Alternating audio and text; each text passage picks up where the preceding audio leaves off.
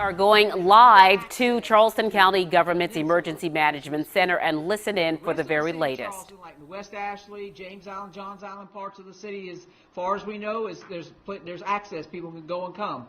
But as far as getting downtown to the actual peninsula, there is no access at this time.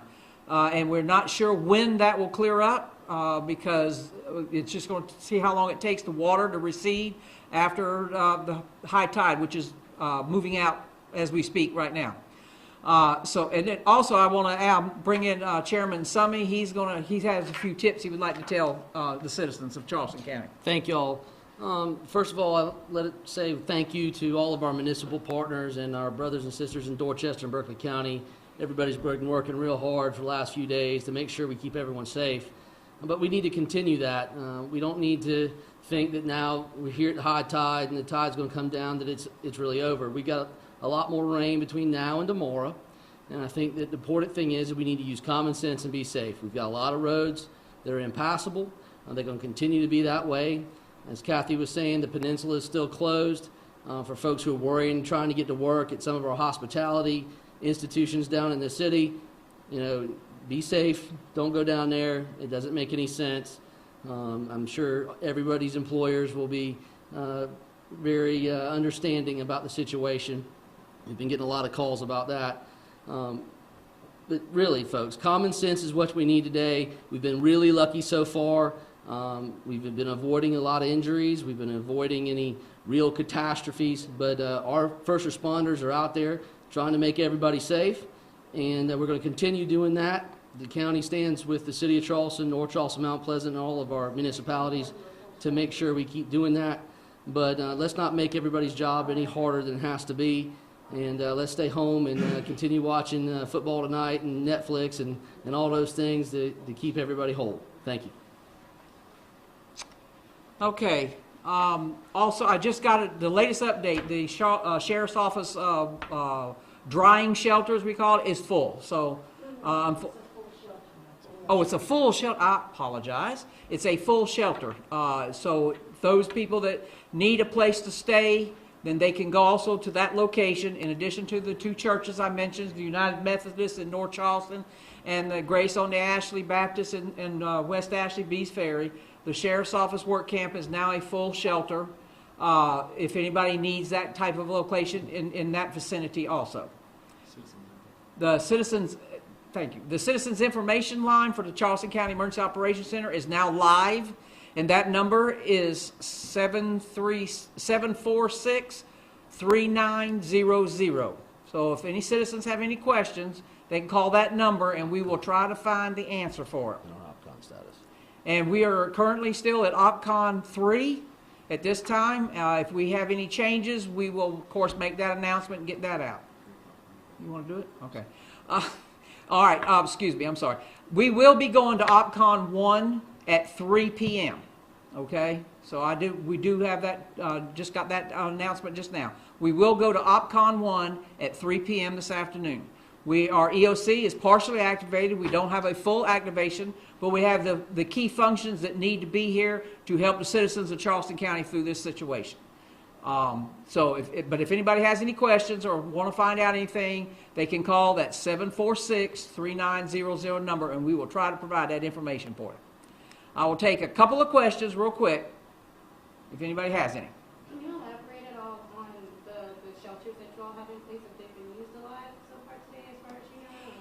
The United Methodist Church on East Montague has started getting people in. The Grace on the Ashley will be opened at 4, so they're probably not seeing anybody yet. I'm not sure. I'm sorry, I don't have the numbers for the Sheriff's Office work camp, but so I do know that there are some going to the United Methodist Church on East Montague Street. Excuse me.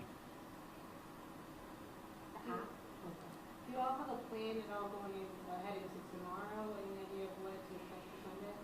Well, it's really going to be kind of a play it by ear, if you will. It depends on how the situation is. We probably will have a presence, a very skeletal presence in the operations center through the night. But then once we get in tomorrow morning, it will be evaluated to see what how we're going to operate from that point forward. I also want to mention again the Charleston County Emergency Management Department's app. It's free. I encourage all citizens to download it. It's Android and/or iPhone, whichever one you have. It's go to your app store and it's CCEMD,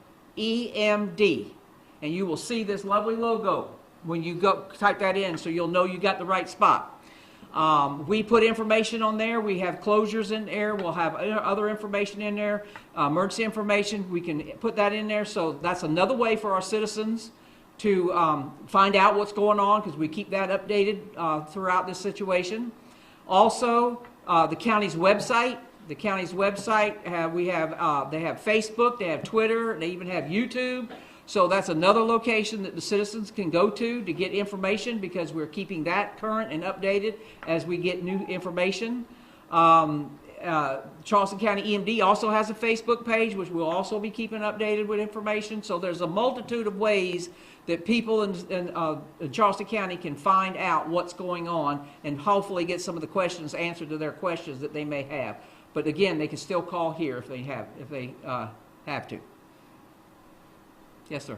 You have 2 shelters. Do you anticipate opening any more? It'll be on a case by case. Will depend on how these other shelters are doing. If they're not going to get maxed out, then chances are no. But if they look like they're starting to fill up, we will open up another one if we need to. Can you tell us about any of the rescues that you all had to do today, or what some of the major issues have been? Well, I do know that the Charleston County Volunteer Rescue Squad is staged and ready to help with anybody in the city at the request of the Charleston City Fire Department. They are staged to offer any assistance. They have small boats that can get through that water down there and remove anybody. We haven't heard of them actually doing any rescues yet, but they are ready and staffed and manned and ready to go. All right, well, thank you very much for coming, and I'm sure Natalie will let y'all know if we do one of these again, and I appreciate y'all's time. Thank you. All right. We have been listening to Kathy Haynes and representatives from Charleston County EOC talking about the very latest. And what we found out from this news conference is that the OPCON level has now been moved to the highest level, which is OPCON level 1. That announcement coming from Kathy Haynes just a few minutes ago, and that means that all emergency first responders and personnel are prepared and staged and ready to respond to any emergency needs that happen right now.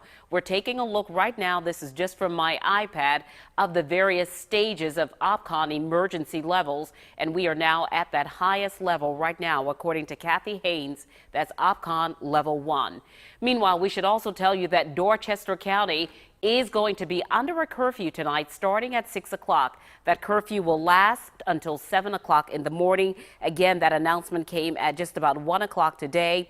Dorchester County Council declared a state of emergency and emergency council meeting, and they declared the curfew will be in effect from 6 o'clock tonight until 7 o'clock tomorrow morning. Again, that is Dorchester County. And now we're going to find out more about what all of this weather means for you and how you should plan out the rest of your evening. Most